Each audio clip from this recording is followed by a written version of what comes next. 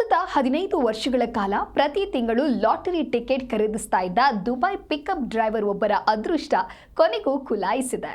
Big ಟಿಕೆಟ್ನ ಸುಮಾರು 34 ಕೋಟಿ ರೂಪಾಯಿ ಬಂಪರ್ ಜಾಕ್ಪಾಟ್ ಹೊಡೆದಿದ್ದು ರಾತ್ರೋರಾತ್ರಿ ಕೋಟ್ಯಾಧಿಪತಿಯಾಗಿದ್ದಾರೆ. ಶಾರ್ಜಾದಲ್ಲಿ ಸಾರಿಗೆ ಕಂಪನಿಯೊಂದರ ವಾಹನ ಚಾಲಕರಾಗಿರುವ ವಿಬೇಶ್ ಪಲ್ಯಾಲಿ ಈ ಬಂಪರ್ ಬಹುಮಾನ ಗೆದ್ದ ಅದೃಷ್ಟಶಾಲಿ. ಈ ಬಹುಮಾನವನ್ನು ಅವರು ಇತರ ಮೂವರೊಂದಿಗೆ ಹಂಚಿಕೊಳ್ಳಲಿದ್ದು ವಿಬೇಶ್ ಪಾಲಿಗೆ ಸುಮಾರು 10 ಕೋಟಿ ರೂಪಾಯಿ ಸಿಗಲಿದೆ.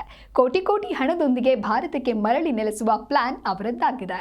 ಫೆಬ್ರವರಿ 7ರಂದು ಭಾರತಕ್ಕೆ ಪ್ರಯಾಣಿಸ್ತಾ ಇದ್ದಾಗ 1000 ದಿರ್ಹಂ ಮೌಲ್ಯದ ಒಂದು ಸೆಟ್ ಟಿಕೆಟ್ ಖರೀದಿಸಿದ್ರು.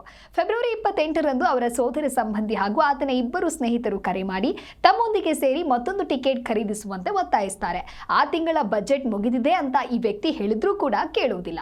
ಕೊನೆಗೆ ಅವರ ಮನಸ್ಸು ನೋಯಿಸಬಾರ್ದು ಅಂತ ಹೇಳಿ ರಾತ್ರಿ 8 ಗಂಟೆಗೆ ಆನ್ಲೈನ್ ನಲ್ಲಿ ಟಿಕೆಟ್ ಖರೀದಿಸ್ತಾರೆ.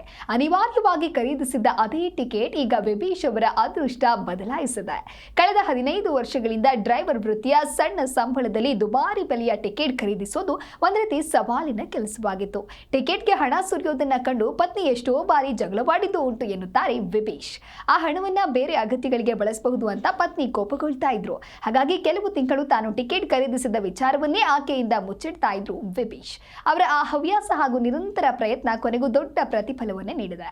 ದುಬೈನಿಂದ ಭಾರತಕ್ಕೆ ಮರಳಿ ನೆಲೆಸೋದರ ಜೊತೆಗೆ ಸದ್ಯ ಬೆಂಗಳೂರಿನಲ್ಲಿ ವ್ಯಾಸಂಗ ಮಾಡ್ತಾ ಇರುವ ತಮ್ಮ ಪುತ್ರಿ ವಂದನಾಳ ಭವಿಷ್ಯವನ್ನ ಭದ್ರಪಡಿಸಲು ಈ ಹಣ ಬಳಸುವುದಾಗಿ ವಿಬೇಶ್ ಸಂತಸದಿಂದ ಹೇಳಿಕೊಂಡಿದ್ದಾರೆ. ಐಟಂ ಯಾವುದೇ ಇರಲಿ ಟ್ರೈ ಮಾಡಿ ಆಚಿ ಚಿಕನ್ ಮಸಾಲಾ.